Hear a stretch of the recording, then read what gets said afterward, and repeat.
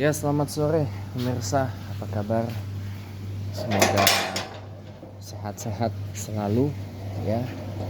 Salam sehat buat semuanya. Pasti salam Indonesia Raya, salam Pancasila, merah putih menyala, maju bersama Indonesia Raya. Iya, teman-teman semuanya, hari ini Kamis 7 November 2024 ya. Saya ingin menanggapi begini teman-teman ya. Masalah Pilpres 2029. Ya, bagi saya ini masih terlalu dini lah untuk kita bicara masalah pemilihan presiden RI 2029 lantaran belum sebulan ya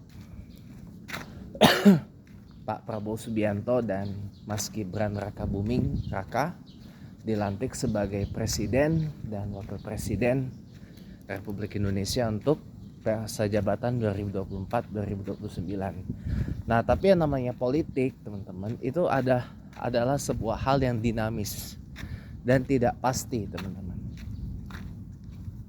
Makanya mohon maaf ya, kalau ibaratkan gini, mungkin Pak Jokowi atau Pak Mulyono gitu ya, nggak kebakaran jenggot gitu ya mengenai masalah Jakarta, nggak mungkin dong Pak Jokowi itu Pak Ridwan Kamil itu sampai harus menemui Pak mantan Presiden Jokowi di Solo dan Pak Presiden Prabowo Subianto di satu restoran Padang di Jakarta. Karena memang baik Pak Jokowi dan Pak Prabowo tahu Jakarta ini sampai kapanpun masih tetap akan sebagai ibu kota negara. Karena satu, begini kawan, kasih tau alasannya.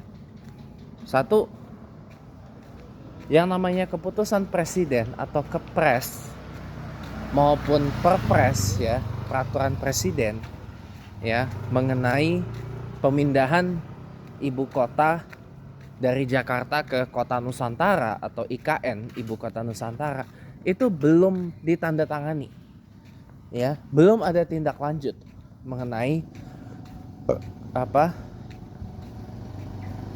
setelah Undang-Undang Nomor 2 tahun 2024 maupun Undang-Undang tentang IKN itu disahkan. Belum ada tindak lanjut. Belum ada tindak lanjutnya sama sekali. Jadi kepres pindah ke IKN-nya tak ditandatangani oleh Presiden Jokowi dan belum juga ditandatangani oleh Presiden Prabowo. Belum. Jadi sampai kapanpun ibu kota mah berarti secara de jure, secara yuridis ya, ibu kota Indonesia masih berkedudukan di Jakarta. Karena kepresnya saja belum ditandatangani, belum disign landasan hukum yang menjadi pegangan untuk ibu kota Indonesia ini pindah dari Jakarta ke Kota Nusantara. Itu poin satu. Yang kedua ya, sampai sekarang ini kan pembangunan IKN ini kan masih terus berjalan dan dibagi dalam beberapa fasa, ya kan? Dimana fasa pertama ini lebih berfokus kepada pembangunan kawasan inti pemerintahan dari IKN, ya, yang sudah ada kan Istana Negara dan Istana Garuda di IKN sana. Sementara untuk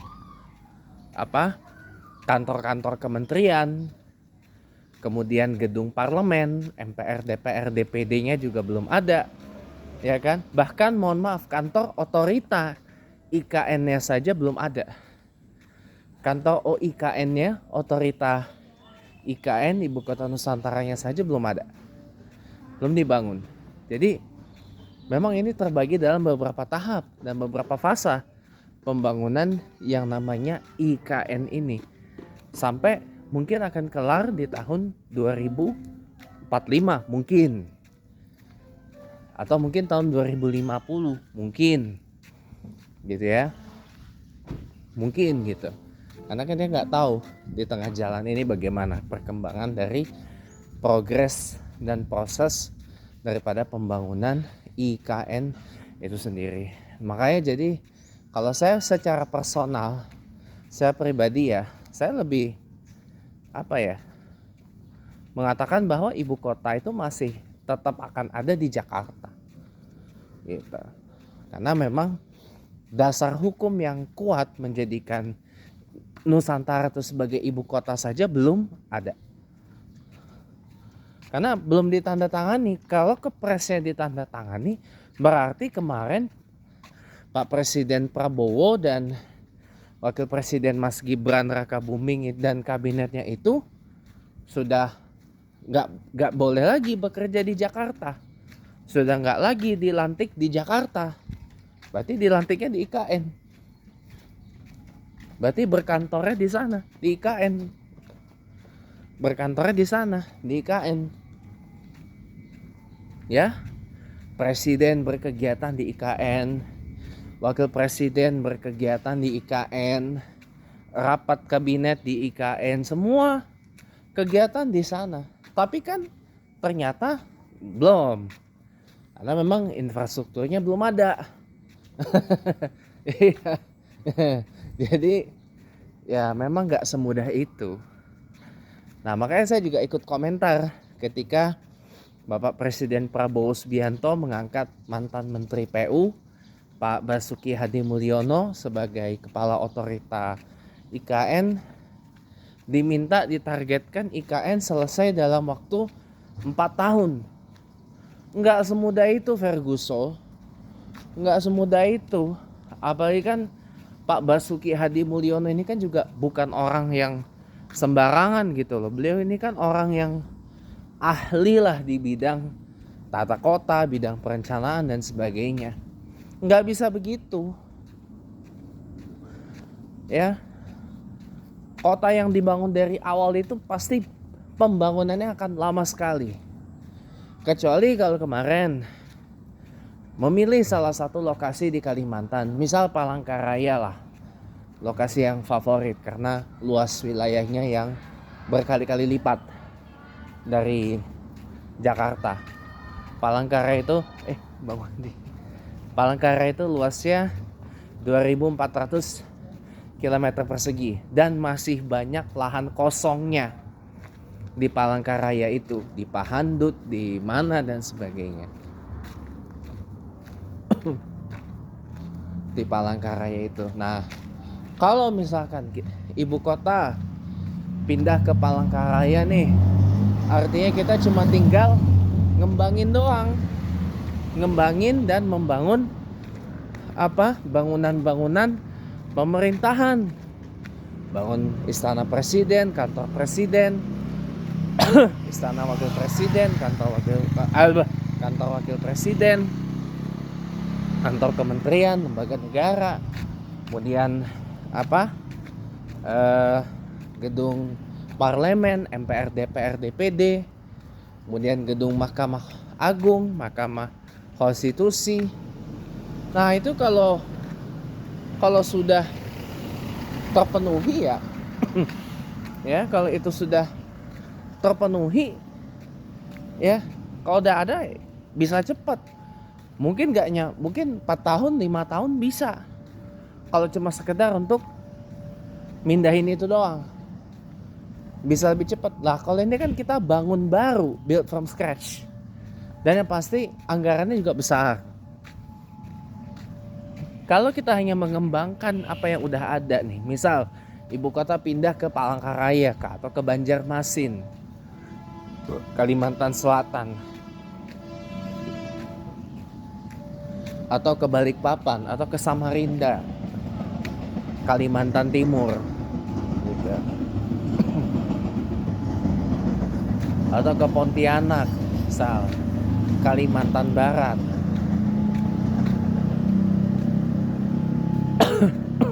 Atau misalkan ada yang lebih ekstrim lagi usulannya di luar Kalimantan, Palembang. Palembang, ya, Palembang, Sumatera Selatan, ikut diusulkan.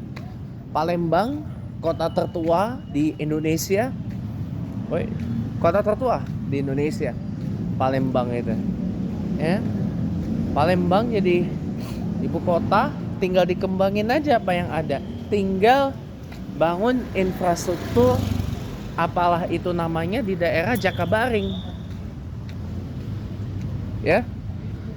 Di daerah Jakabaring, di daerah apa namanya?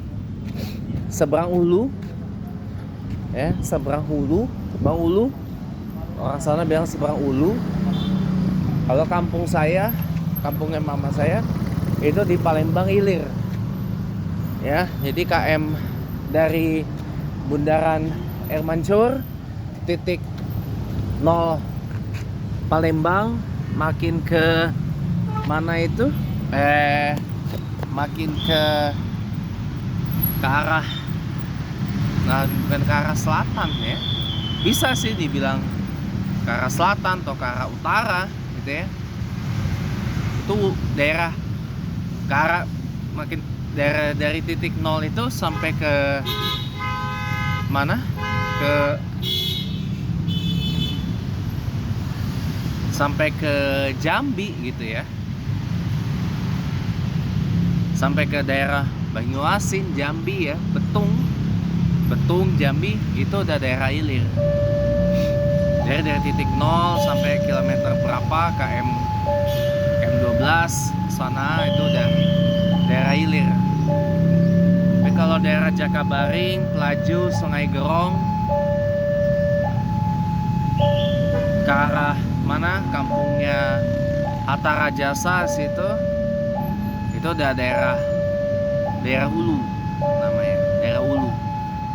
Nah, om saya yang baru pensiun dari Bank Syariah Indonesia itu tinggal di sini dekat Puspita. Itu lahir di Sungai Gerong. Sungai Gerong. Tante saya 2 orang adiknya mama lahir di Pelaju Palembang. Itu daerah Hulu. Sungai Gerong, Pelaju itu daerah Hulu. Ya.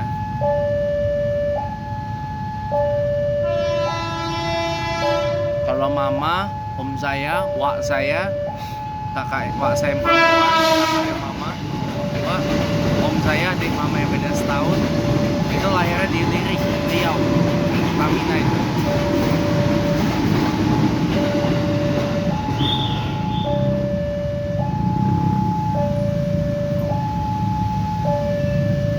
Nah, jadi kalau Palembang tuh jadi ibu kota bagus karena memang lokasinya memang dekat dengan laut. Dia kota pesisir banget lah.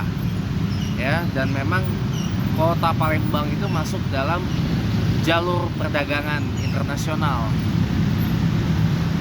Dekat dengan Laut Jawa, dan jarak antara kota Palembang dengan Singapura itu juga memang nggak jauh, tidak terlalu jauh lah ya. Bisa itu sebenarnya, bisa ya, tapi kan nggak jadi. Nah, kalau Palembang tuh dikembangin ya jadi ibu kota misalkan, tinggal bangun sarana prasarana yang berkait rapi dengan kenegaraan, misal di daerah Jakabaring. Daerah Jakabaring itu masih banyak banget lahan kosong. Banyak banget lahan kosong, sama kayak Palangkaraya. Palangkaraya di beberapa daerahnya, nggak cuma di Pahandut ya, di Pulau Pisang itu juga banyak banget kosongnya. Bukan Pulau Pisang, beda kabupaten ya. Di Pahandut, di mana itu banyak banget. Bandara Cilikriwut kan daerah Pahandut, Palangkaraya. Itu banyak banget lahan kosongnya. Jadi itu bisa dioptimalkan, dikembangkan, dan insya Allah biayanya akan jauh lebih murah dibanding kita bangun baru seperti yang dilakukan di IKN ini gitu. Jadi kita berpikir tuh harus realistis lah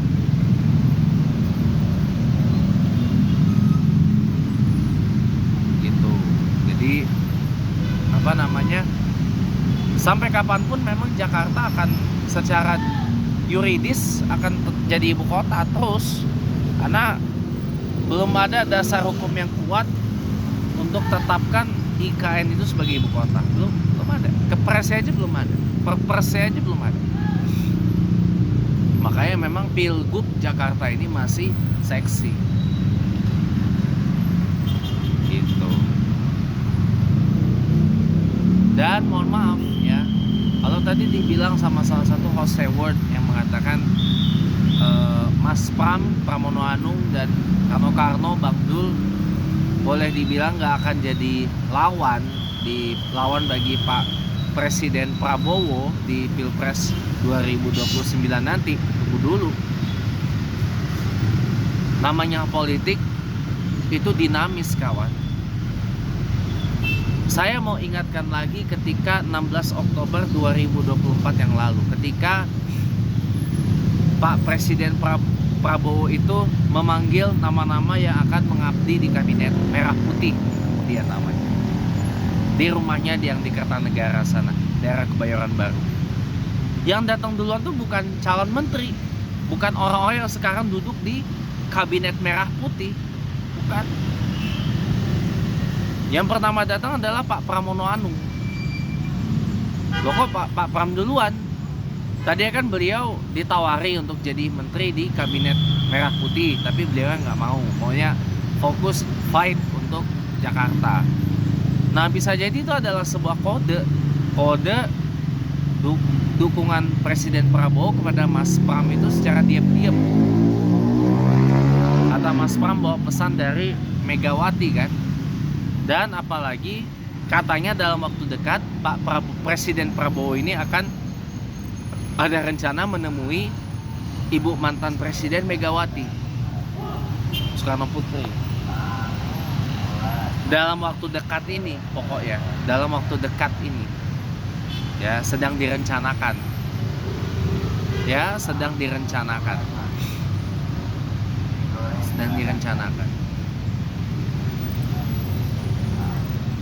Nah, apa kira-kira yang akan jadi agenda kita nggak tahu. Bisa jadi itu adalah sebuah kode untuk nanti 2029 gitu. Karena kita nggak tahu apakah benar Pak Prabowo akan maju lagi di Pilpres 2029, karena pada saat itu usia beliau tuh sudah 78 tahun. Dan kalaupun kepilih lagi nanti 29, akan jadi presiden tertua yang pernah dilantik. Oldest ever inaugurated president. Kita tahu sendiri kan, Pak Prabowo ini kemarin sempat hospitalized, masuk rumah sakit.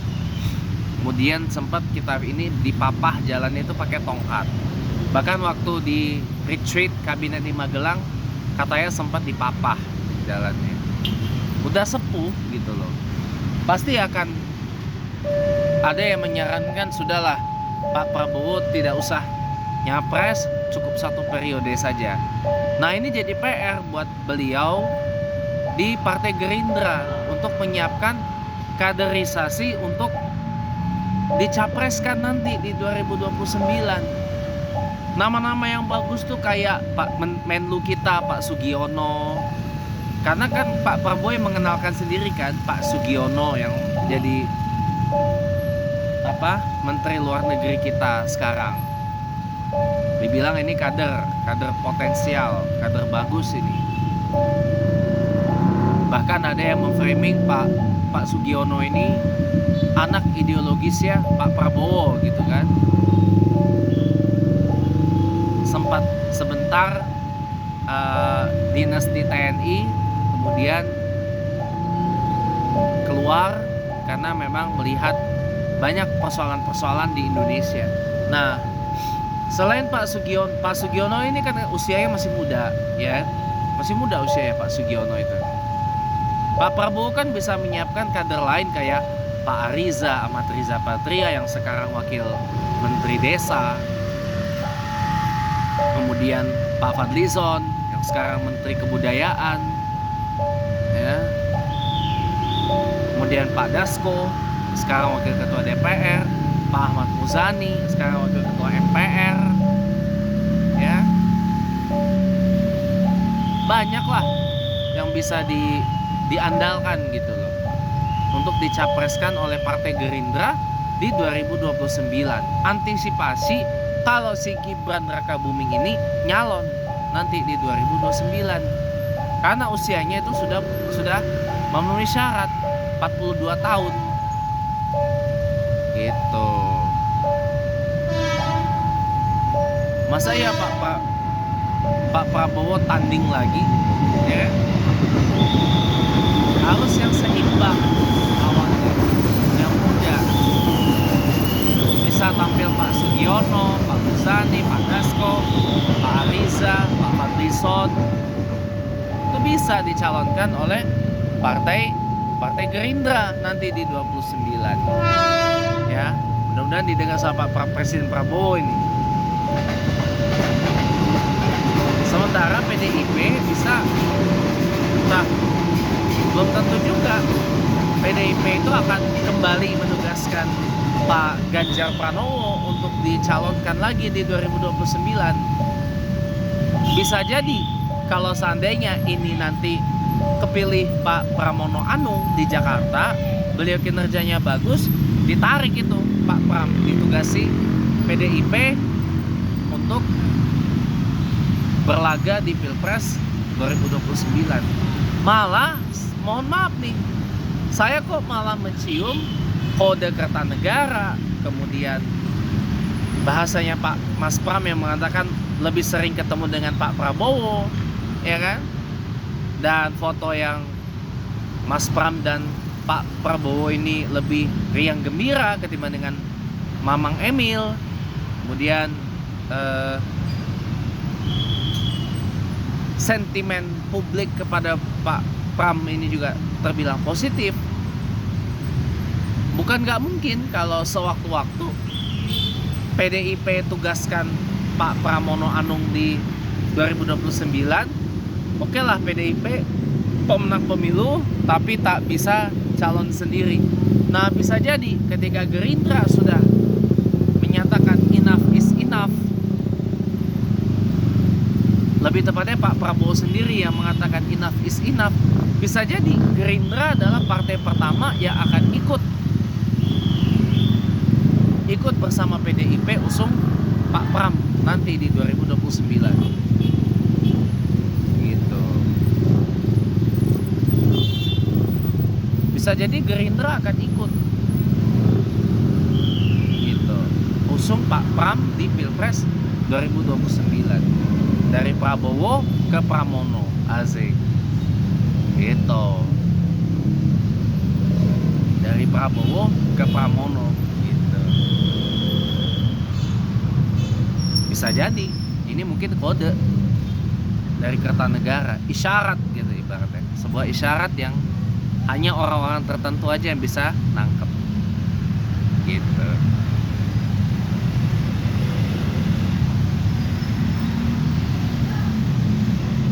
Makanya jadi kalau kita benar-benar jeli, ya terlalu dini untuk mengatakan Pak Pramono Anung itu bukan lawan Pak Prabowo nanti di Pilpres 2029. Bisa jadi bukan lawan, karena bisa jadi kode dari Kertanegara itu akan jadi sebuah kenyataan. Dan sentimen publik yang terus positif pada Pak Pram, ya,